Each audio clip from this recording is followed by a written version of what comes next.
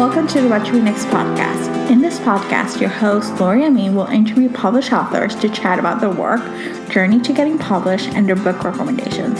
If you share a passion for books and always looking for your next read, then join us. Welcome to the What to Read Next podcast. Today's guest is debut YA author Chloe Gong. In this interview, we chat with Chloe about her writing process while she was in college. We chat what inspired her to write a retelling Romeo and Juliet set in Shanghai, and about her book. Now let's go to the interview. Hi, Chloe. Welcome to the What to Read Next podcast. Hello. Thank you for having me. So happy to have you here. So tell us a little bit about yourself. Okay, so I'm Chloe. I am currently a senior at the University of Pennsylvania, where I major in English and International Relations. And I am a YA writer because I love writing stories and I love telling stories for the YA audience. So that's what I get up to when I'm not in school. I love it. So how do you balance schoolwork and writing? Oh my God. With a lot of screaming into the pillow occasionally. Mm-hmm.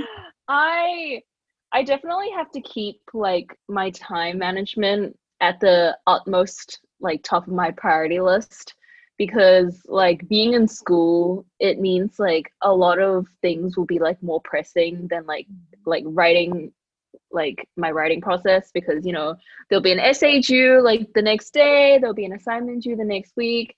So I really have to like block out my time to be like, okay, like this part of the day specifically will be for schoolwork, and then this part specifically will have to be for revision, because if I don't do it, then I have like deadlines at school that I'll be missing and deadlines from my publishing house that I'll be missing. So to make sure that doesn't happen, like a lot of careful time management, which is rough, but has to be done.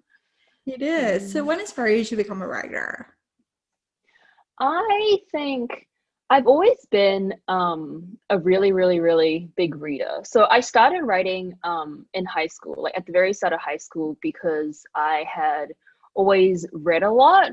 And I think it's because I like came into like my teenage years while YA was like really, really big. Mm-hmm. So when I really got into reading, there were already these like pre-existing like fandoms online and stuff. So it was really easy to get like super obsessed. Like it wasn't just this like pastime thing. It was like, okay, I've finished this book series and now like I have people to talk about it with. I have like ideas to like go off on, all of that stuff, where it really became more of this like this whole world that I was occupying rather than just like a casual hobby. So it really became like a central core of my personality to be like a reader, to be like a like consumer of like YA literature. So like throughout high school, like if I didn't have much else to do, like another thing of like my personality was just to like tell stories, because like I liked consuming it, like I liked making my own.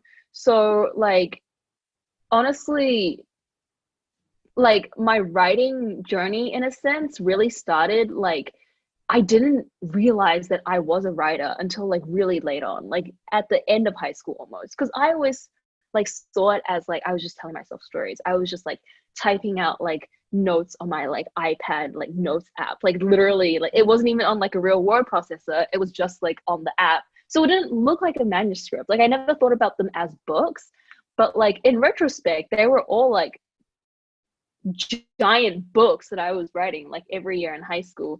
So because like telling stories, consuming stories was just so big, like that was just how I got into writing, like just as a form of like entertainment, rather than thinking, oh, like I'm gonna become a writer. It was more like, oh, I'm gonna like contribute to the YA like sphere. Mm-hmm.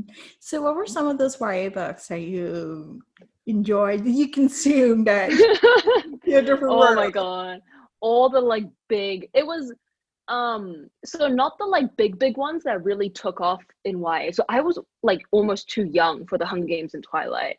It was the ones that came right after them, like the Mortal Instruments, Fallen by Lauren Kay, the Daughter of Smoke and Bone trilogy. Like I'm looking at my bookshelves right now to like try to see what else it was. What were the other big ones? Basically like the dystopian era and the paranormal romance era, like that boom was when I was really getting into it. Yeah.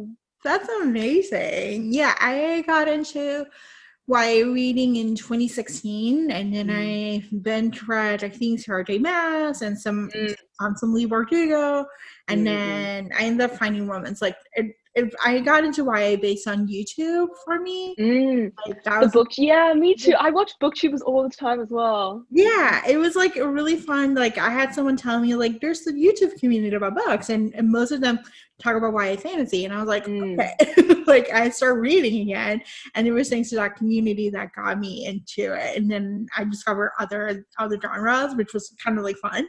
But it was fun to see like all these different aspects of like books that can take you to a different place. Right. Yeah. Like when there are other people talking about it, it makes it so much more fun than just you consuming it yourself. Yeah. Yeah. So what was your journey to get your first book published? Ooh. So I the book, my debut that I have coming out, These Mountain Lights, was the first book that I actually wrote that I thought about like as a book. So prior to that one, everything I wrote, I would call it like a story rather than a Mhm. book because I thought about them as just like these long form like stories. And like sometimes I'd put them online and all of that. So it didn't seem to me like a manuscript that could be like on shelves. But then when I got like that idea, I was like, this seems like it might like do well, like with the current like YA sphere that like I've been reading and I've been enjoying. So by then I got the idea right before freshman year of college. Mhm. So I like had like some of the initial outline. I had an idea of like how I wanted to look like, but then I like went to college and like I moved countries, right? So I moved from New Zealand to like Philadelphia where I started like school. And because of that, like I basically couldn't write the entire first year because I was just so busy like with adjustment and with school. Um, so it was like on hold for like a long while. But the entire time I was like in freshman year of college, I was like thinking about it. So it was like permeating like in my head. Like the idea was like growing like in like formation, I guess. So after freshman year, when I went back home for the summer, I basically like wrote the entire manuscript in like maybe like 1 or 2 months, I think. Like it came out really fast because I'd been like hesitantly like outlining. I'd been thinking about what it would look like. So by the time I actually sat down and wrote, like as long as I had the time, and I had so much time because it was summer, right? I had nothing else to be doing. Um, as soon as I had the time and I sat down for it, it like just it all came out like really, really fast, and it came out relatively clean because I'm a clean drafter. Since like as soon as I know what I'm like doing, it tends to I don't change too much. Mhm. So summer of that summer, like between freshman year and sophomore year, I started researching like agents because by then I'd like researched enough to know like, okay, so that was the process you go through, like get an query agents, sign with an agent, and then agents take you to the editors, and only then do you get like the book deal sale. So I like did a lot of like really intensive research because I didn't want to just like randomly throw my manuscript at agents. Like I wanted like to really pinpoint the ones who would be like representing the things I wrote. So I did a lot of research and then I sent it out to like a very like curated list. And then it would have been like June, July-ish, I think. I got responses relatively fast because I had curated it so like nicely. So like a lot of times when people like hear about my stats because I like my request rate was like really good, and then I don't think I got like a lot. I got rejections, but like not a lot, like not enough to like hurt me. But like when people hear about it, they're like, wow, like you're so lucky. And it was like it wasn't really luck, it was that I like really targeted people that like I knew like you would like this book. So it all happened like relatively fast because of that too, I think. So I signed with my agent 1 month exactly to when I sent out the query. So in like a whole month, I was like done with the whole process. Like I had an agent, and we were like ready to like get this book into like publishing format, which was super exciting. And so that was like July-ish, I think. Like we did some revisions, Um, and then we were on sub right before I started sophomore year of college. So then as like editors were reading my book, I was like going through school as well. Like because sophomore year suddenly is like harder than freshman year. I was like, damn, I'm really leading a double life here. And then we sold the book in an auction in my second semester of sophomore year, right as we started. So I still remember I was like at a Starbucks doing my British poetry readings, and then the little email came in being like, oh, we have an offer. And I was like, yay. So that was the journey to getting it published. Oh my gosh. And so you work on the book after getting the journey published for about a year and a half before it gets to publication day. So it's been like 3 years? Yeah. Yeah. It would have been, it's like up to 3 years now. Yeah. Oh gosh, Because that's now it's the summer senior. Yeah. that's insane. Long time. Yeah.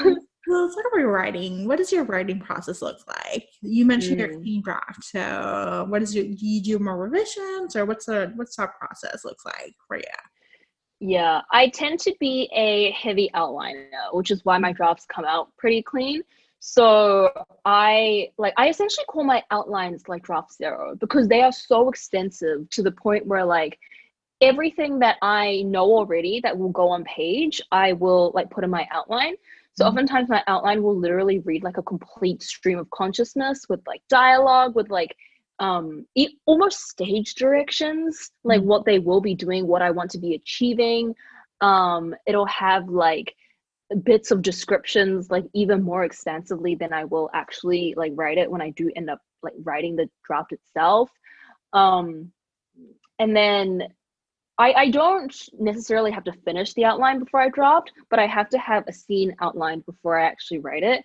So because of that, like I think I'm a very intensive like plotter. Like I have to know what's going on before I can do it. Like I can't like I know a lot of people, their process is more like you discover it as you go, but I cannot do that. I cannot wait around. Like all it'll do is just confuse me and like I'll just have no idea what I'm doing. So I definitely have to it has to like percolate in my head first, and then once I know what's happening, only then can I really like make it get onto like story form.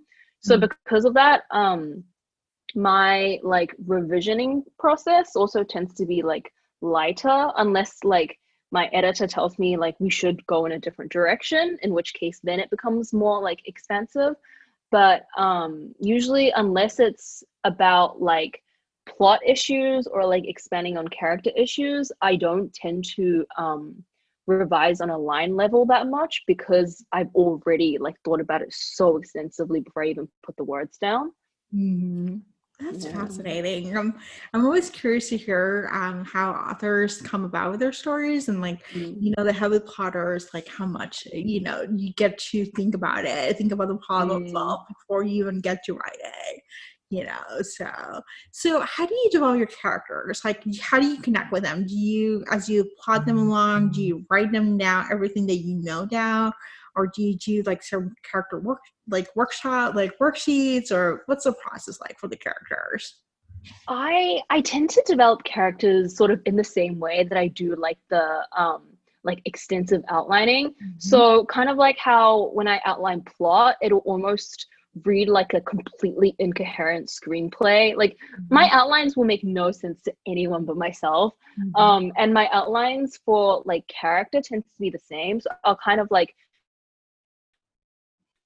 put the character name down, their big facts, and then I'll just kind of like word vomit like everything I know about them, everything that's relevant to the book, even everything that's like kind of irrelevant to the book, but like it's still important for me to know so that I understand like the core of like what they want and where they're eventually going to go like at the story's end.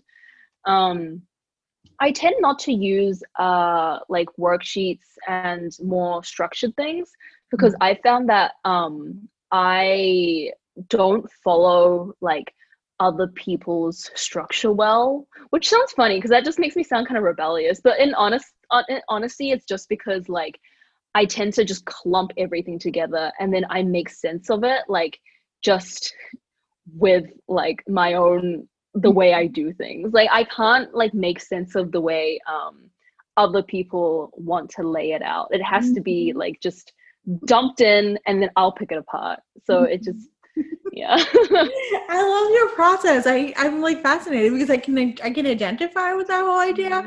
Like I don't like the structure. I like to pick things apart.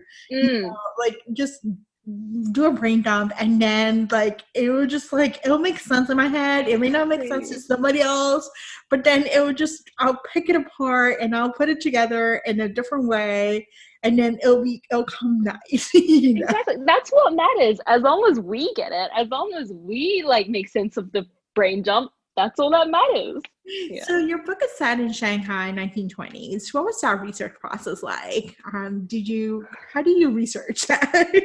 Oh man, I spent so long on the like floor of the school library, just like sitting down, like going through the stacks. So I'd already started with like a pre-existing like knowledge base of like that time period, because I had heard a lot of stories from my parents and my relatives, because my parents grew up in Shanghai before they immigrated with me to New Zealand. So they are incredibly like familiar with the city, and I'm like familiar with the modern version of it because like I visited often to go like see relatives and things. So I had an idea about like the atmosphere, about like some of the history, like things I've been told, like stories I've been told, and things I've like even stumbled onto myself. But like because it was like a historical setting, like I didn't want to make it like a secondary world fantasy or anything. Like even though I was making a lot of stuff up, like the gangs and the monsters are all made up, but the setting itself, I wanted to stick to like the historical details. So because of that, like I knew I actually needed like real research. Like I couldn't just like go off of like vaguely what I knew, because even if I were to like vaguely write about like Auckland, New Zealand, where I actually grew up, I probably wouldn't know like anything about it, like the actual details, without like looking into it. So I was like, okay, I've got to go to the library. So I honestly, essentially, like for about a week, I think, like this was after I'd written a lot of it. This was more of like research afterwards to ensure that my atmosphere was right, like some of the details were right, like just to like beef up a lot of the like historically accurate things.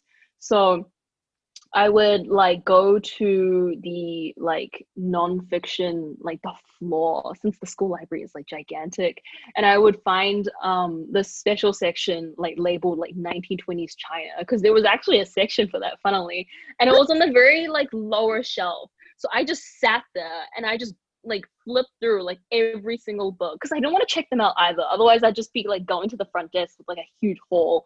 But yeah, I just came back to that spot every day and I would flip through. And then any information that I found was good, I would like note down any like statistics that were like interesting to get like a sense of the vibe. I took pictures of. And like with that, I kind of just had a sense of like the vibes almost was what was most important, because a lot of like even the historical detail that I pulled from the books ended up getting cut anyway because it wasn't as important. Like there were a lot of times where I would insert the historical details and then later find that they were messing with the like core story a bit too much. So because of that, it was like it was good that I like me myself knew the details so that I know how to approach this like the way I was presenting it. But then ultimately some details like the reader didn't necessarily need to know in that depth, like to get what I was like, to get the story I was trying to tell. So a lot of the times a lot of it got cut, but you know, in the end the research was still it was still like useful because it helps like shape the bigger picture. Yeah, I think it makes sense. I think it just like when you're setting up the world, like the author needs to know more information that you know than the reader does. Like readers like, oh, okay, you know, the author like, what was the author thinking? And the author's like, I know what's happening here. You know, I did my research. Yeah. yeah. So let's talk about This Wild in the Lights. What was the source of inspiration? I definitely okay. So because it's a Romeo and Juliet retelling, a lot of times I think people think that I started from that base, but it was actually I initially wanted to write a story about a blood feud, and I also wanted to set it in the Roaring 20s. So the way that it kind of, there were a lot of like crossed wires before I ultimately got to the concept that it is now. Because I would work around like the blood feud idea, and then the like no matter which way I developed it, it became quite clear that like you can't really tell a story about like a blood feud or like star-crossed lovers on two sides of like a conflict without really like without people automatically being like, oh, like Romeo and Juliet, like you know, like, oh, is that what you're doing? And it was like, because Romeo and Juliet is such a foundational like touchstone text for those types of stories, I thought it was like much more interesting for me to actually like head on engage with it rather than work around it and be like, oh no, like this is my own story, like it's nothing to do with it, don't worry. Because like in a way, like no story now is unique anymore because everything, like every idea has been engaged with. It just depends on how you execute it. So I almost thought it would be more interesting if I really did take the original core of the idea that already pre-exists and then do something like completely new with it. So that was how I ended up stumbling like into actually engaging with Romeo and Juliet like as a retelling like for the book's real concept. And it was fun for me too because I do really like Shakespeare and I do really like the way he uses language. I really love the themes that he was going at in Romeo and Juliet. So I thought it would be like so interesting for me to like really engage with it and like not just take the characters and then rewrite the plot a little, but like actually really like completely reimagine it, but still be returning to like the heart of like what he's saying. Like that was something that like just seemed the most engaging to me. And especially as like an English major, I was like, okay, I want to write something that someone could like analyze for like 100 pages. Like I'm gonna put the symbolism in there.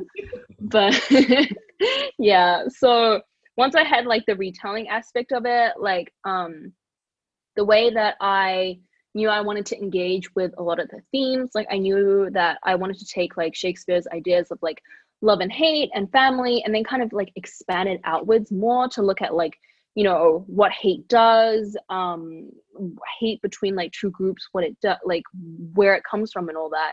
And that kind of stems into things like, you know, colonialism and imperialism, and then like hate from that aspect, and then hate when it's like your two groups that are equal fighting against colonialism. So that's how like a lot of the groups in like this book then came about. And so that was like that kind of came tangentially with me deciding that if I was going to sit in the Roaring Twenties, I might sit it in Shanghai because that was like one of the centers like of the world at that time that had like people, you know, from everywhere. It was this like economically flourishing time, but then it was also this very like politically tense, so, like socially tense time of like domestic politics and then international imperialism. So I was like, with all of these like juicy meaty themes to deal with, like I'll just mush all of this together and then that'll be the book concept. And what was the process like to write as a YA novel? As opposed to, it could be a historical fiction, it can be, you know, paranormal, like Yeah. a book. Like why a YA novel? So actually, fun fact, I had set out to write it as YA, and I never thought about it as anything other than YA. But after I signed with my agent, she was like, well, this actually could do well in adult as well. Like, there's nothing that stops it from doing well in adult. Like, you have the voice for it. And I was like shook because at that point, I was like 19. So I was like, how did I accidentally write an adult book when I've like never read adult and I'm not even an adult? Like, what happened? But I think it was just the fact that like the story is like quite like expansive. Like it doesn't just follow like one character and her growth arc, and it certainly exists, which is why it can function as YA. But because I think I had so many elements, it was so big, and like the world was very like, it tried to tackle a lot of things at once, so it did have a place in adult because adult tends to like try like, you know, look at things with like a large I, whereas YA is like a lot more like laser focused, character focused, which I like about it. So I was trying to do both, I guess. Mm-hmm. Which is why like I guess it works as crossover. But like the reason why I like set out to do YA honestly is just because it was like all I knew. Like it was, I'd grown up reading YA, I'd grown up writing YA with all the manuscripts prior to this one. So it never even like occurred to me that it couldn't be YA. So when I learned that like, you know, it actually does have an audience, like even outside of like my intended like audience of YA. So even though I wrote this for teenagers, I wrote this thinking teenagers would pick it up, like people older than teenagers also enjoy it. So that was like all the better for me, I guess.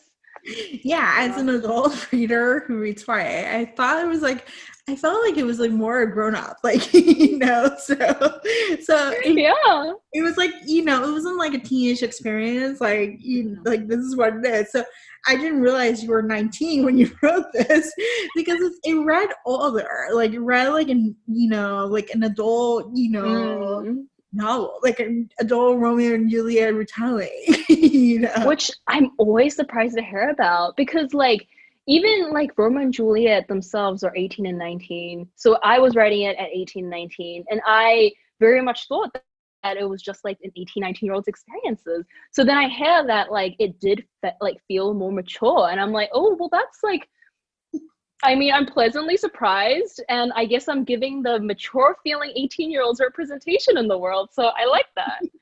That's awesome. So what can we expect for book 2? Oh, we can expect more. I always just list out like more romance, more violence, more blood, more chaos, more yearning. Yeah. all of what you found in book 1, but like you know, heightened even more, because we're coming in with a bang. It's the end of the duology. We've got to step it up even more. So did you write both books at once, or did you write like knowing that this was going to be a duology, or what was the whole process? Yeah. This is also a funny story. I initially wrote it as one manuscript.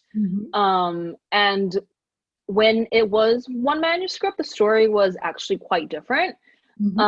So after it got picked up by Simon and Schuster, my editor actually said, I think this might work better as a duology. So if we split it and then have more time to flesh out the middle, it'll like, there'll be a lot more time to develop a lot of the, because the cast is really big, right? There are a lot of main characters.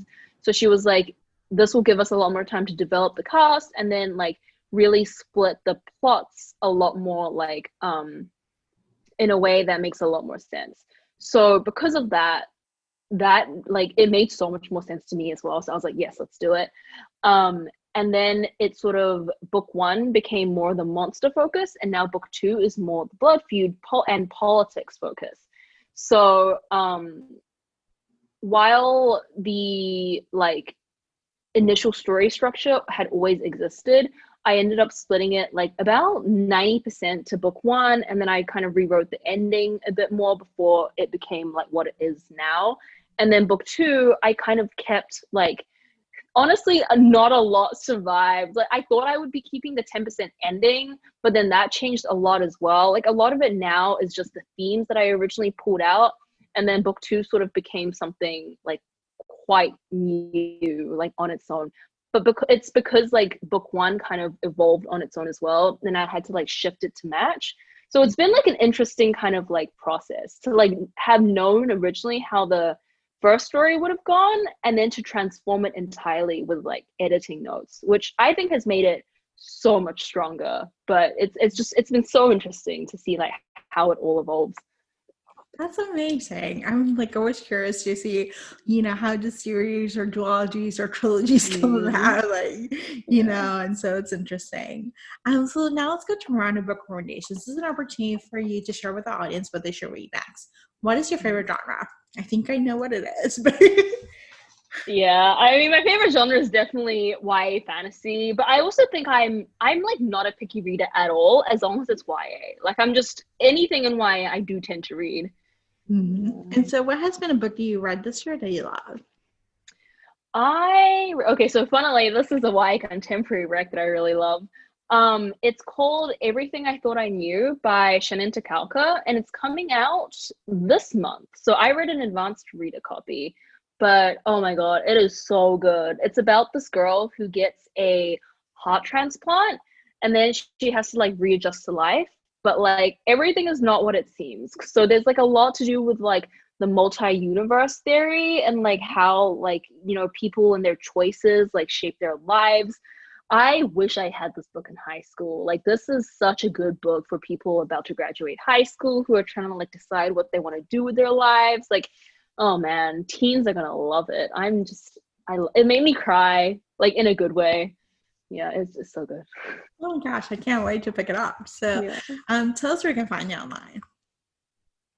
Find me online. Mhm. Oh, I am at the Chloe Gong on just about everything. Twitter, Instagram, TikTok. Yeah, that's where you can find me. Yeah. That's awesome. Thank you, Chloe, for being on the show. Thank you for having me. If you enjoyed this podcast, feel free to share with friends, subscribe, rate, and review the show. This is the easiest way to support this podcast. Once you connect with fellow romance readers and make new friends, get weekly book recommendations, attend monthly meetups, then join our Patreon community. You can join at whattoreadnextblog.com/Patreon.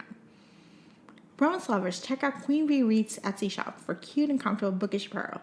The shop also features social justice apparel and fun items from some of your favorite TV shows like The Schitt's Creek and The Office. Use code WhatToRead10 to save.